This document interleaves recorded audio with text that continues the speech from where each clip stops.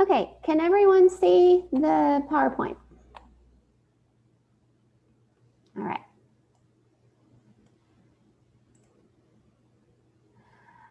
First, I just want to point out and acknowledge that the whole reason that we are able to do this master plan and study our campus is largely in part of the generous Keller Stevens endowment funds that were gifted to us a few years ago. What is the master plan? I want to touch on this just for any of you who may not have ever been through this process with an architect before. This process takes a look at what we currently have in terms of our facilities, what do we want, and how do we get to those goals. So this process started with an assessment phase where we did very detailed assessment of every building on the campus and identified, maintenance needs. And then we moved into a visioning phase where we met with multiple different individuals and groups who use the campus as sort of a dreaming and goal setting phase. And the master plan takes those needs and those wants and kind of synthesizes those into plans and develops a framework for how our facilities can grow and change in an orderly way, so that if we make a decision today for the benefit of one program, we know that 10 years down the road, that's not going to adversely affect a different program just because we didn't think through all of the consequences and all of the options. So as I mentioned, the visioning phase that we went through before going into the actual planning, master planning, was really to sit down with every single group, that uses our facilities and give everyone a voice and a chance to express their goals, their dislikes, their likes, their needs. Just let people dream big and provide their feedback. And I'm not going to go through every single bullet point on these slides. I will try to point out things that we're accomplishing in each phase of the plan. But I did just want to let y'all know who we met with, and that is the Bishop's Office, ESEP and Youth, Catechesis, the Flower Guild, current and past junior wardens, excuse me. We met with the choir, including Victoria and Colin. We met with staff, parish clergy, and the Matthew 25 committee. And from all of those meetings, several commonalities begin to emerge among all of those groups. And it really developed into this theme of abundant hospitality, meaning that we want our campus to be an open, inviting, loving place for anyone in any walk of life, no matter their age, their race, their economic or social status, no matter their sexual orientation. We want to be an accessible and safe place for them. And so these are some of the words that kind of rose to the top: accessibility, flexibility, a spiritual place, a place of ministry, a safety, warmth, welcoming, attractive, engaging. Youth was a big point to a lot of people. And so kind of parallel to this process, as many of you may know, there has been a community partnership committee that has been specifically focused on how we can build this idea of a community partnership program on the campus of Trinity Cathedral. And the goal with that would be that we're going to bring many different nonprofits together under one roof and create a lot of synergy between those groups, along with the parish and the diocese, with the goal of giving back to the neighborhood and to the community. And so from all that came our master plan vision. And this is a kind of broad scope view of some of the main points that that you'll see in the upcoming slides, and some of the main things that we focused on in the plan.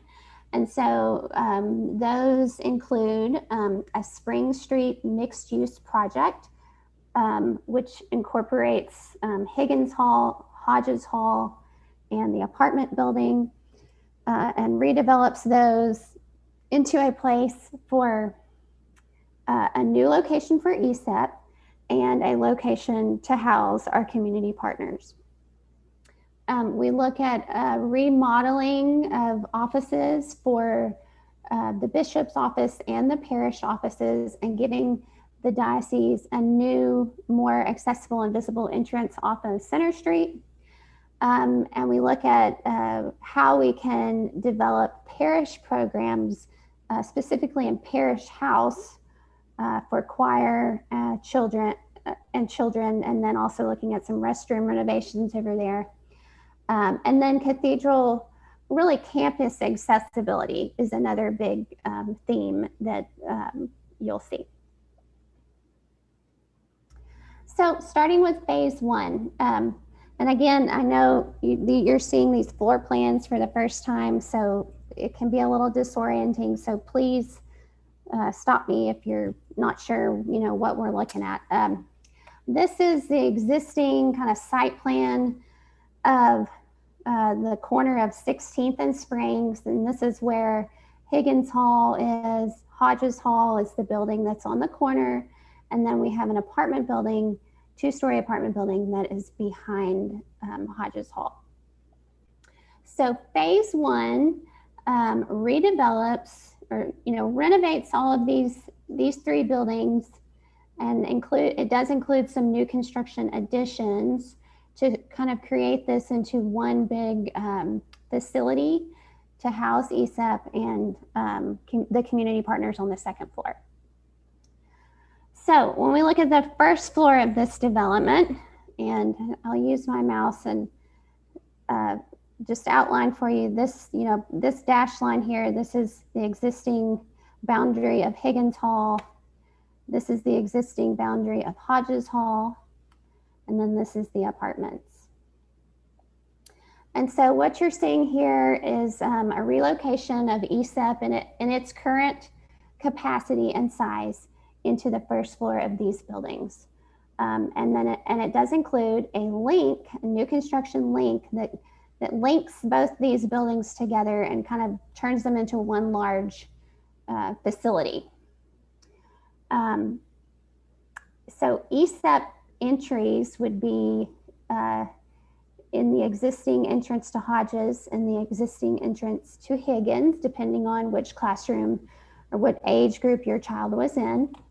And then in the center of the link would be a secured entry or secured lobby. And that would be specifically for the community partners.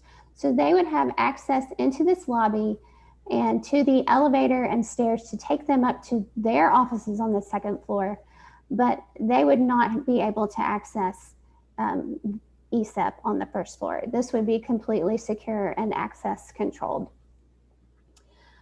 We would kind of develop the backyard, so to speak, of these buildings into new playground space.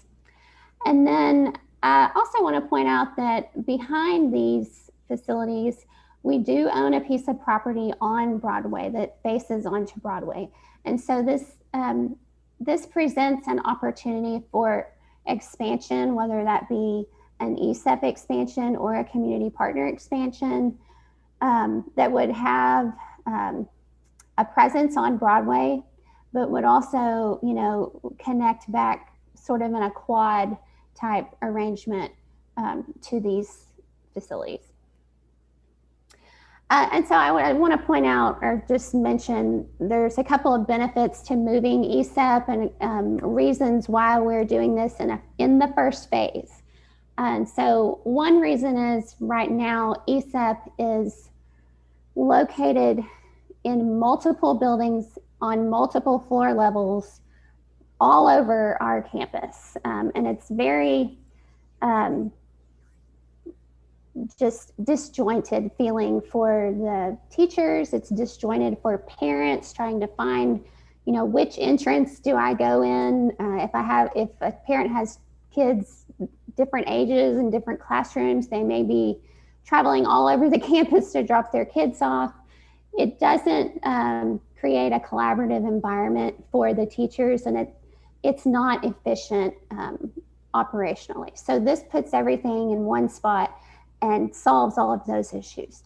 At the same time, when we sort of empty our campus out, if we sort of empty ESEP out of our campus, now we have so much more space on the main campus for programs that are specific to our parish and to our ministry.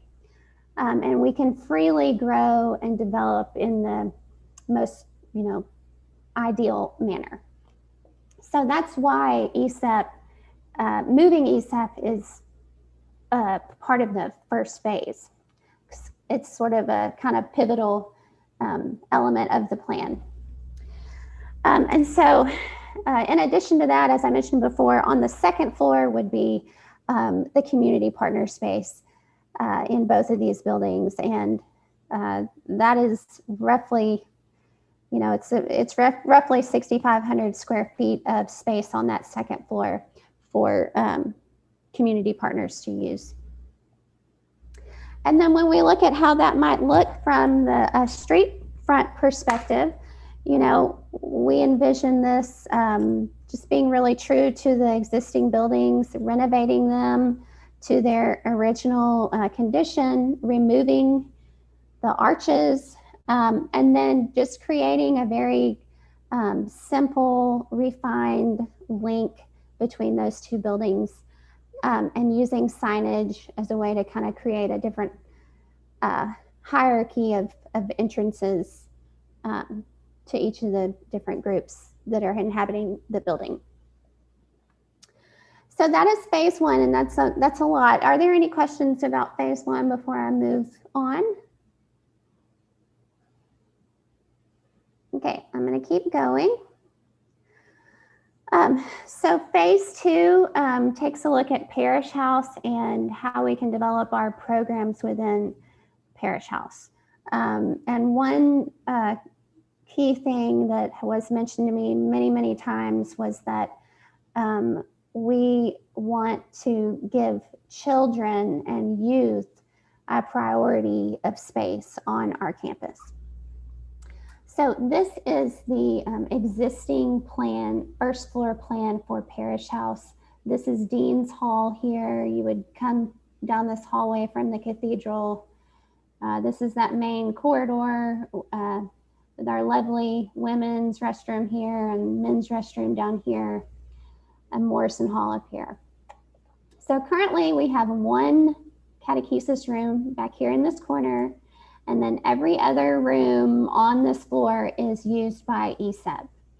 And we currently, our church nursery, we kind of share a room, a nursery room with ESEP. It's a nursery for ESEP during the week, and then on Sunday, Dawn has to move cribs in and out and toys in and out to make it function properly as a nursery on Sunday morning. So it just doesn't give a good impression to new parents that we value our families and our children. And of course, you know, the restrooms have got to be fixed. So now that ESEP is moved out, now we have all this space.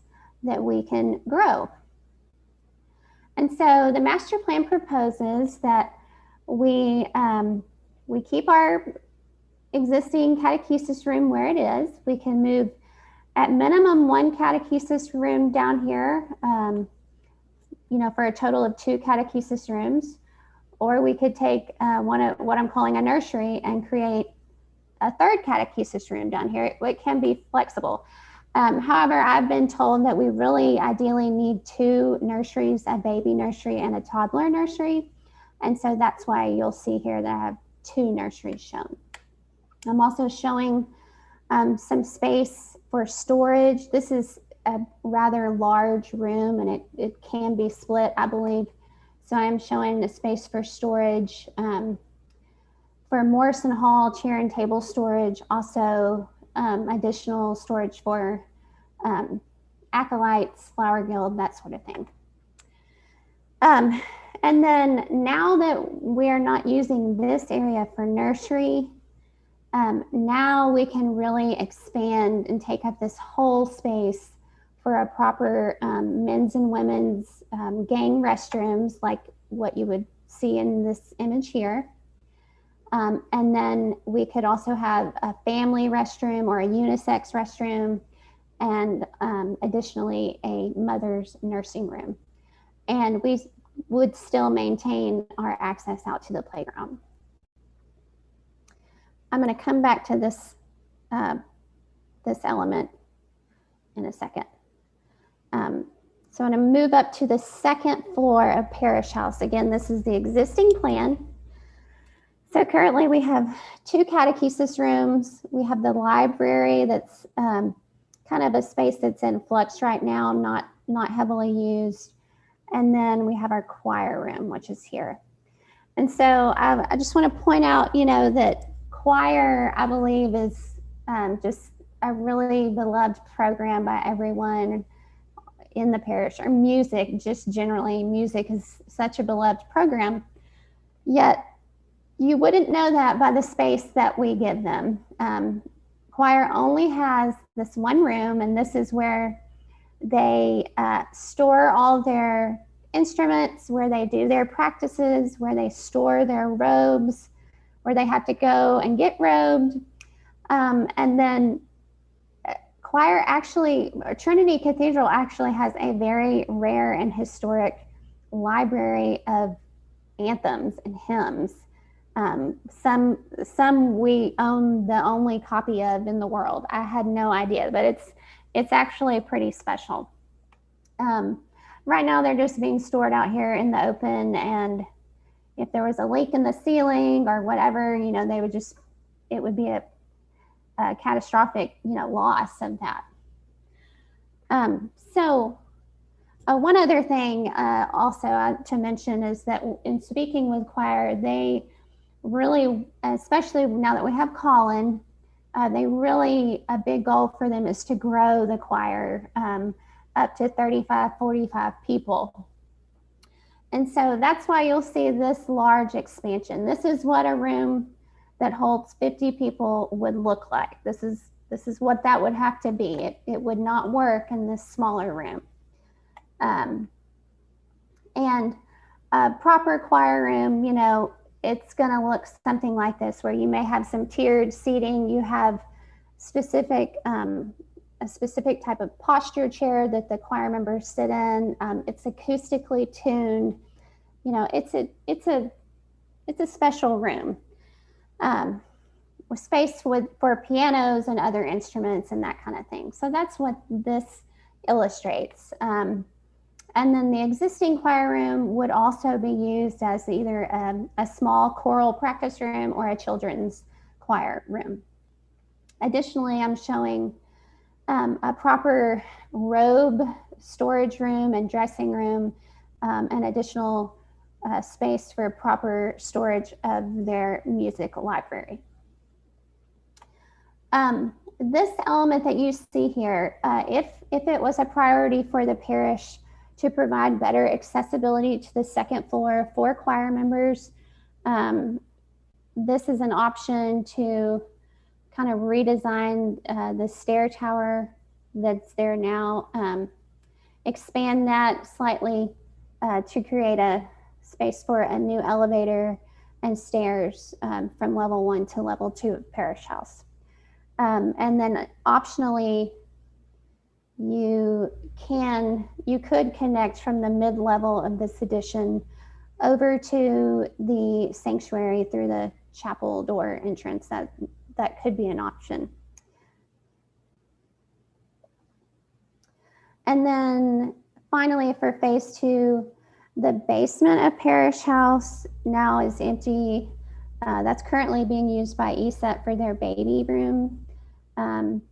Matthew 25 has expressed that they really need a dedicated space to store donations and a dedicated space where they can kind of a workroom essentially to work through those donations and that kind of thing. And then it needs to be on ground level for easy loading and unloading. And so I'm showing the Matthew 25 room on that basement level of Parish House. And so that's phase 2. Are there any questions on that? I'm gonna keep moving along. Phase 3, excuse me. Hold on, Sarah. Yeah. Burt had a question, I think. Okay, yes. It may be premature, but I was looking for more areas for the youth. Is that going to be moved over to Keller Hall or something? Like EYC? Yes. Yes, I have that. I'll show you what we were thinking here in the next phase, actually. And bye, thanks. Yeah. So phase 3 moves the focus now over to Chancellor's Hall.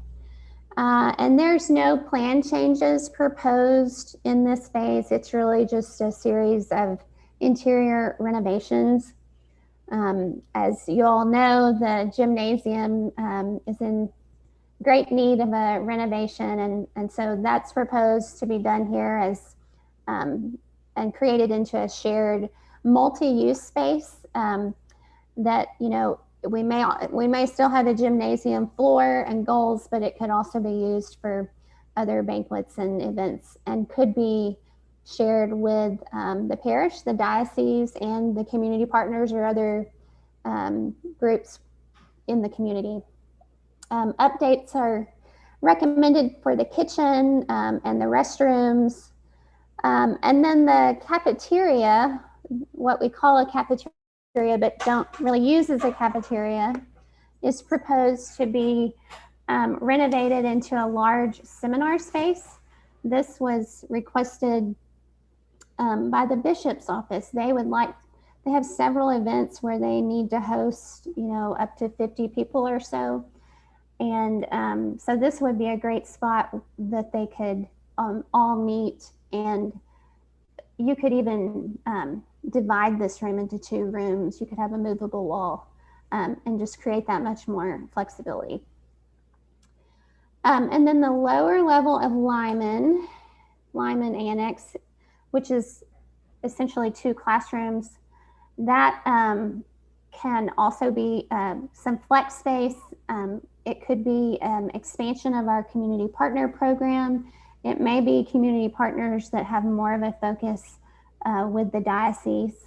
Or maybe it's somebody who wants to be close to the kitchen. You know, there's just an option there for that type of growth. And then on the upper level of Chancellor's Hall, y'all may be aware, above the foyer and restrooms, as you go into the gym, there's a really big room up here. And I'm proposing, or the plan is proposing, that be the EYC room, because it's kind of its own little place. It's away from adults. It's not going to be in the way of adults, and kids can do what they want to do with that space. And it has direct access to the gymnasium. So if there's an event or activities, you know, they can just easily go back and forth between their space and the gym. Any questions on any of that?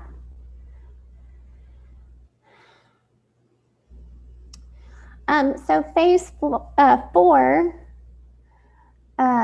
moves the focus or addresses the diocesan office needs and the parish office needs. And so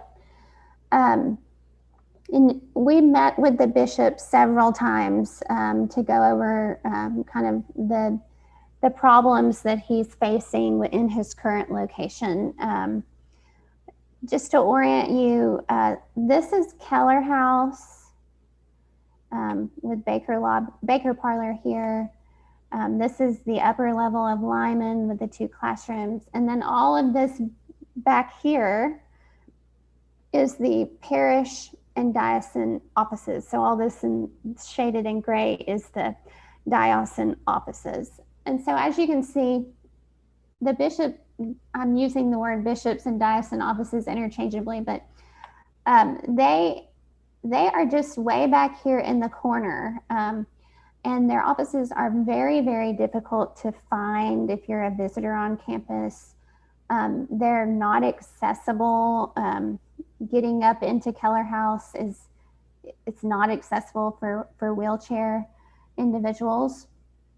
And there's just no visibility. One of the bishop's big concerns is that there's no visibility of the diocese in the neighborhood or in the community, and he would love to have a connection to the community and a visibility, and have people know that that office is present and ready to be there for them. So those are some of the challenges that we wanted to address in this phase, as well as just increase collaboration between everyone who's working in this building and just create better visibility.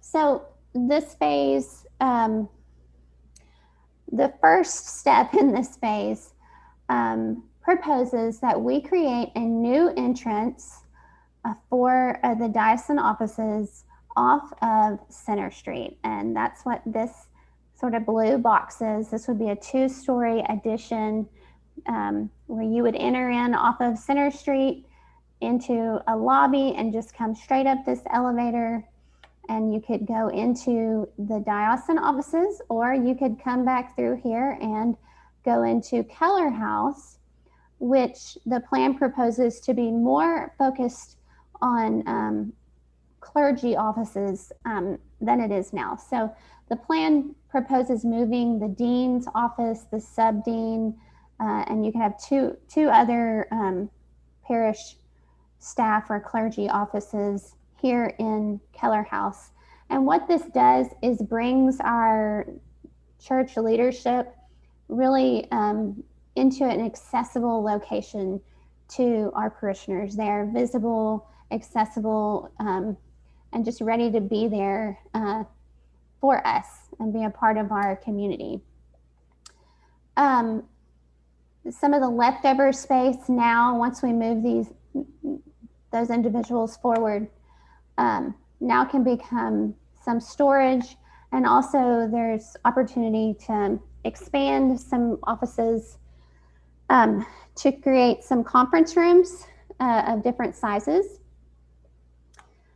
In the bishop's office, one of his requests was that we provide more of an open office experience, less private offices and more sort of studio setup. And so that's what you see here in the purple box. And then here in the center, currently this is the large conference room that's sort of in the center of the offices with the giant table. Basically, this plan sort of just gets rid of that and creates what we're calling a work cafe.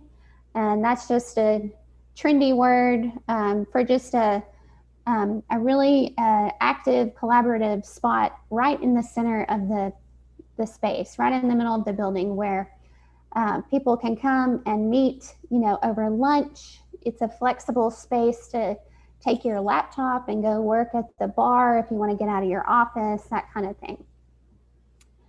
And then beyond that, the upper level of Lyman, now that ESEP is moved, now we have two large spaces that can come open and become available for sort of a large and a small formation or meeting space, where it's really not so much a conference room, but could be more of like a classroom setup. To catch my breath, I'm doing a lot of talking.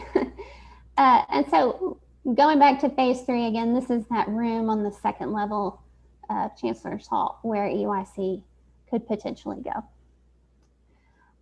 So now I want to jump down to back to the first floor of this entrance real quick. So just follow me downstairs, if you will. This is where that entrance would end up. So this is kind of what is now the cafeteria. That's what you see here in yellow. And this is Lyman Annex. But you can see, and I took a little Google image shot here, you can see currently, you know, if this comes down right here, we're kind of landing that entrance in a parking lot and a dumpster. This is where we keep our dumpster and our loading dock and that kind of thing. And so that's obviously not pretty and not ideal, and certainly not acceptable for the entrance to the Episcopal Diocese offices. So the plan proposes that we take that space and turn it into a beautiful outdoor space, outdoor patio garden space on the back side of our campus. But you know, Trinity has a strong legacy of beautiful spiritual outdoor spaces. When you think of the Garth and Treadway Garden, those are really special places on our campus, but they're outdoors. So this idea says that a way to bring the community into our church, and a way that the diocese could begin to engage the community, is through a really special outdoor space that we sort of give back to the community, invite them to share in this space with us. And so that's kind of what you see with this Pocket Park. You know, we could have some garage doors in the cafeteria that open up onto a beautiful trellis, and you could envision, you know, just all kinds of activities with kids and whatnot back here. And of course, the very first thing we would do would be to reorient the dumpster and create kind of a proper dumpster enclosure around that, and have that be accessed off of 16th Street. Okay, so phase 5 takes a look at campus accessibility. And the first part of that, I guess, is taking a look at Dean's Hall. There has been a lot of conversation since we unfortunately had the fire about, and since we're in the master plan process, you know, we went back and forth about, well, since this happened, should we spend the money to put it back the way it was, or should we think about making some changes to it? We considered kind of opening up Dean's Hall into a pre-function space, which is something that the sanctuary does not have. There's no real parlor or lobby connected to the sanctuary. And that was a really intriguing idea to a lot of us on the building committee. But ultimately, we were not comfortable that we were going to be able to find a new vesting location for the acolytes and the clergy. You know, that would be a new permanent or a new temporary location that was going to meet their needs. And the master plan is supposed to make our lives easier and arrange spaces in a way that is for everyone's benefit. And if it's not doing that, if we're going in the opposite direction, then that's not the point of the master plan. So we have made the decision to just go ahead and put those vesting rooms back the way they were. And so there will be no changes to the acolyte vesting or the clergy vesting room. However, we did want to look at some ways that we might be able to improve the circulation and the accessibility and the flow in Dean's Hall. Dean's Hall is the only way that a person in a wheelchair can get into our sanctuary. As you're probably aware, the front door is a million steps up to the front door. So this is the only spot where someone in a wheelchair can come and make their way in. And, you know, as an architect, looking at the plan, it feels a little undignified, in my opinion, to get to the chairlift, to get in and out of the chairlift. It's very tight circulation down these stairs and this corridor, and you're kind of walking past people that are getting dressed and undressed before and after church. And so we just wanted to think of a way that might create a more ideal entrance and space for people who are coming and going in Dean's Hall. And so one way we thought we could do that is to make some of those level changes, move those to the exterior. So have stairs and an ADA ramp on the exterior of the space. And that way, all of this space is opened up into a really nice, generous lobby. And then the chairlift, look at getting, you know, a little bit larger chairlift and move that sort of over to the side, and give them their own space to get in and out of the lift that is not in conflict with the stair, you know, ingress and egress out of the cathedral. So open it up and just give people a much more generous space to move in and out of the sanctuary. And hopefully this idea would make it so that it doesn't feel like you're walking backstage when you're leaving the cathedral and going into our newly renovated parish house. This is one idea to rethink this space. Beyond that, phase 5 looks at other site accessibility issues and how to correct those. So as you know, to get into the Garth, you have to walk up a huge set of stairs. You cannot get into the Garth if you're in a wheelchair. You cannot go down into Treadway Garden if you're in a wheelchair. The cobblestone drive, you know, it's very historic looking and beautiful, but it's pretty dangerous if you're mobility impaired. Even if you're not, it's still difficult to walk on and pretty unsafe. So a couple of ideas here include adding a ramp up from Spring Street, kind of tucking it in behind the hydrangea tree here and getting you up to the Garth on a ramp. And then tucking another ramp back in the corner from the Garth down to Treadway Garden. And then also kind of removing a swath of cobblestone along the drive and creating kind of a flush, smooth concrete sidewalk that would allow someone either to take a wheelchair up the drive or just walk up the drive safely. And then also the plan proposes to replace some of the cobblestone between Mitchell House and Keller House with a smoother, safer walking surface. Okay. So at this point, we've addressed quite a few priorities. Phase 6 takes a look at Morrison Hall and how we might rethink Morrison Hall. This is a space that is really kind of the family room in our church. We gather here to talk, we gather here to share a meal, And it's a space we're all, come to be together in.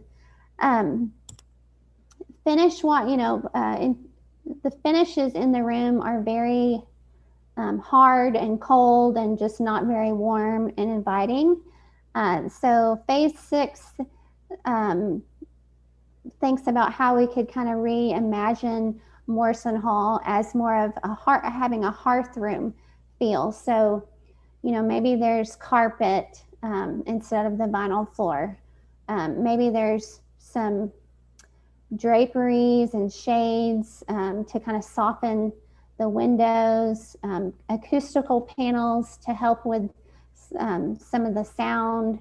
Maybe we look at new lighting that kind of warms the room up. Maybe we don't have a stage in there anymore. Maybe we take the stage out and have more usable space within the room.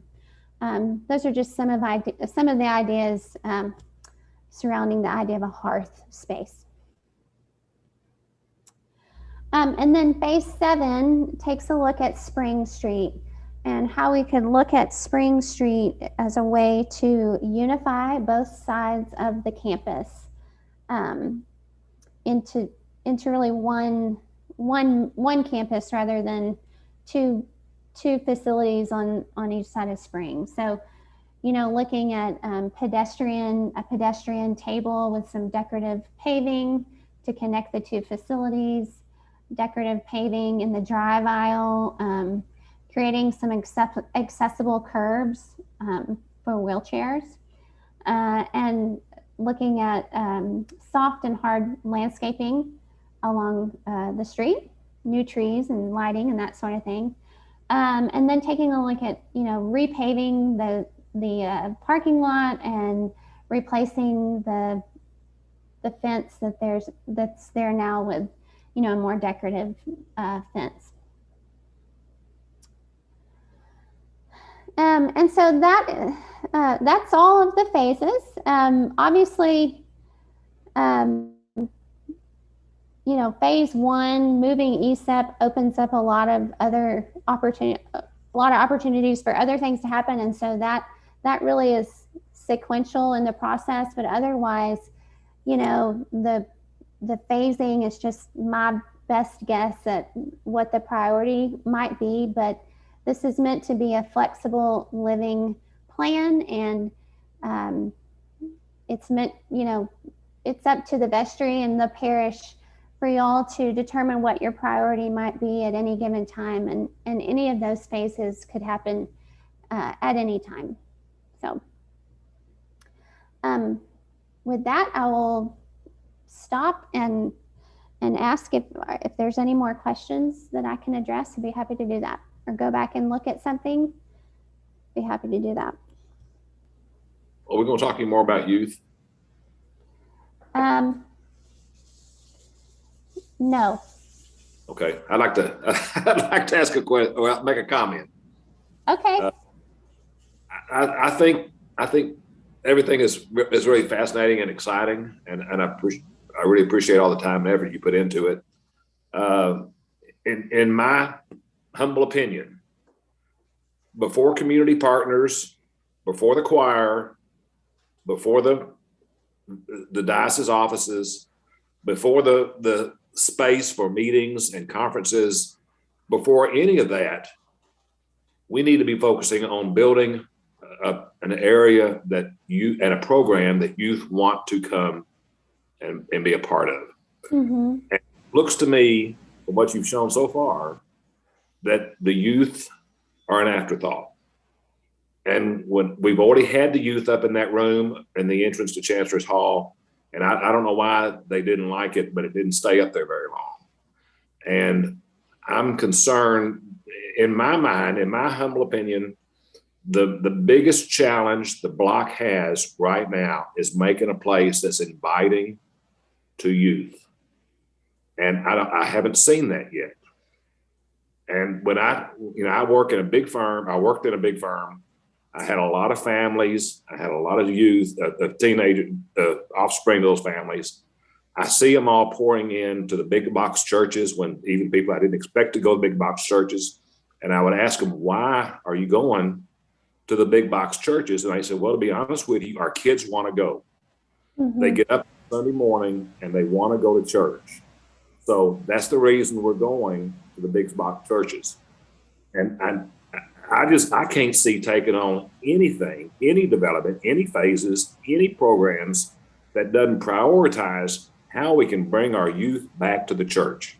Just so there's my comment.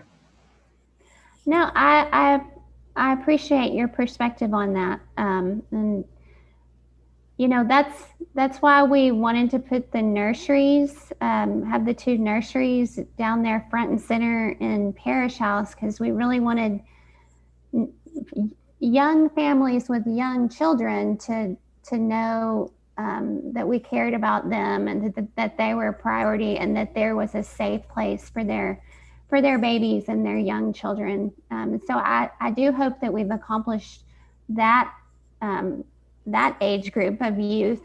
But I understand what you're saying. I get that, you know, I know that youth had been up in that room before in Chancellor's Hall, and I do see the benefits of having it adjacent to the gymnasium. You know, I know youth has been in Mitchell House, and I've always thought that's so cool for them to have their own their own building, really. But I've had a lot of people tell me that they don't think Mitchell House is really a great spot for the youth. So it needs to be a destination location. It needs to be, and the babies and the toddlers aren't waking up on Sunday morning and say, I want to go to church. It's the teenagers that wake up and say, I want to go to church. So that needs to be, in my mind, that needs to be our priority of any substantial remodel, is how do we make some place inviting and exciting for youth that want to be a part of it. Now, I'll be quiet. okay. Oh, don't be quiet, Bert. I think you're banging a drum that's really important. So I'm glad you're doing it. Thank you. I think one of the things we are going to have to do is create a really solid strategic plan to bring young people into the church. We have a solid core of acolytes that start in 6th grade. We've got a good group of children that are part of our catechesis program. And so I think you're right that we need to discern how best to keep them coming, not only on Sunday mornings, but in a variety of other ways that we engage in ministry. So I think it is both having a place, you know, having built a $2 million youth facility at St. Michael and All Angels is a great spot. And I think one of the things that we learned in that process was that the kids were coming because they enjoyed the people and the relationships they were building. It was great to have a beautiful space to be able to gather in. But you have to have both together. You've got to have the beautiful space that they help create, that they feel invested in, as well as people that they can that they know they're safe with and they can build good relationships with. So I'd like to see us do both. Have a good place for them on our campus that feels like it's their spot, you know, their place, and then also be able to provide for them really good quality programming and ministry that they care about, you know, that they want to be a part of. So don't be quiet. Keep talking about youth, Bert, please. I agree with both of you that it is important to have a good space, but it also, I think, just as important, or maybe more important, is to have that right person in place. And I know, Amy, that's not an easy task to find that right youth person to help build that community, because that's what it's all about, is building community. But I agree with Bert 100% that having a really good place for them is way more important to me than having community space and all of that kind of stuff. So I mean, well, if I'm willing to spend my money, I'm willing. I would put that as a higher priority than our own youth than I would creating a community space or even a diocesan space. Well, I'll also say, let me speak just for a moment about diocesan youth ministry. In Little Rock, we have two of the longest standing and, in my humble opinion, finest youth ministers around. You know, the average lifespan of a youth minister in the Episcopal Church is 18 months. Ashley Haggard and Marvin McLennan at St. Mark's and Christ Church have both been engaged in their ministries where they are currently for 5 and 6 years. That's just absolutely unheard of. They can be an incredible resource to us in helping us as we create our program and our ministry. But what we are hearing from the diocese is that the cathedral does not have adequate spaces for the diocese to use for ministry, whether it's the Iona program, which is an adult program, or to host Happening, which is one of the largest diocesan youth ministries that we have. And I would say one of the most vital and important. Happening is a renewal weekend for 10th graders and older in the Episcopal Church. It's one of the reasons why I stayed in the church. It's been around a long time. So I think the diocese is an important partner for us, not just for like diocesan convention and ordinations and those sorts of things, but also because they are resourcing ministry across the diocese, and we will benefit if they will have, if they have space where they can do their work, which we've heard clearly they do not. I have a question. Yes. Sorry, I don't have video on. I'm sitting outside. I understand the diocesan input for this, you know, for the overall view. What kind of diocesan commitment do we have if we get to phase 4? And, you know, that might be a question that can't be answered, but I'm just wondering if we get to that phase and put that kind of money in for all this, do we have a long time, you know, arrangement with the diocese to continue to use these spaces? That's my question. So Corley, that's a fantastic question. Here's what I understand. You know, I don't think we have anything in writing. But I understand two things. One, that every time the bishop has gone to executive council and asked to move, he's been told no, that it's important to the diocese that the bishop's office be at the cathedral. The second is an understanding I have that he has some monies that have been set aside in either the diocesan budget or in the diocesan endowment. I'm unclear which, towards the renovation of the diocesan offices, which is what he would use to move, if you will. So the executive council is saying, instead of using those funds to move, use those funds to invest in your space in the cathedral. Again, I've not seen either of those things in writing. I have just been told those things. Okay, thank you. I just think, I guess this is the wife of a real estate developer thinking of long-term commitments when you put, you know, long-term lease agreements, I guess is what I'm thinking when I look at that. So thank you. No, absolutely. I think you're exactly right, that we need to get a process and some policies in place regarding our relationship with the diocese. All right. Are there any more questions before I move forward? I have a little comment, Bert, you'll probably remember, and Lou Ellen, you will too. Back when we got Spring Street to go one way, the person on the planning commission asked Henry, why didn't you just close the whole street? I think that may have been an option then. I don't know if it'd be an option today. But do you guys recall that? It would have been great to have the whole street closed to traffic, but Through traffic? Yes, through traffic. Well, we do need to, we have talked about that, absolutely. A couple of reasons why I'm not showing that. One is we do have to maintain a fire access. So for that reason, was hesitant to show it completely closed.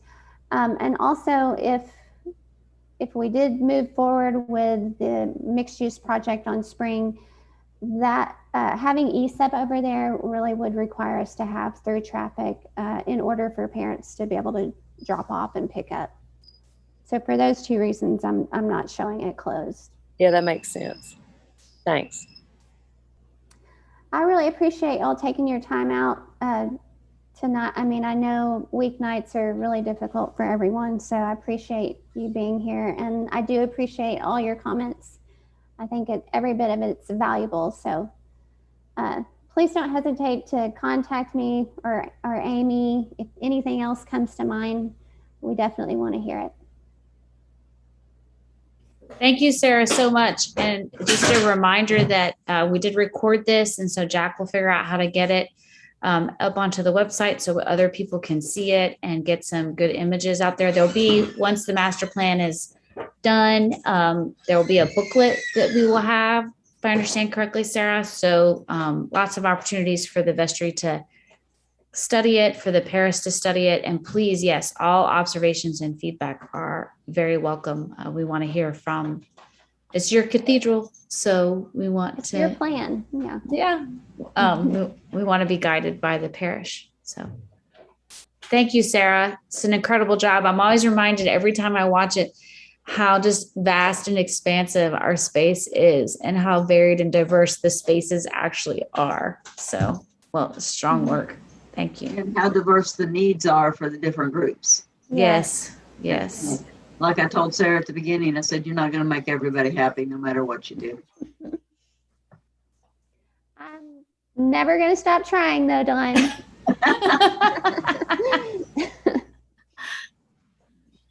Well, thank you all. If you have any other questions or thoughts, don't hesitate to reach out to any of us, to Sarah or to any of the vestry. I know this is right at the top of our agenda. So don't be quiet. Speak up.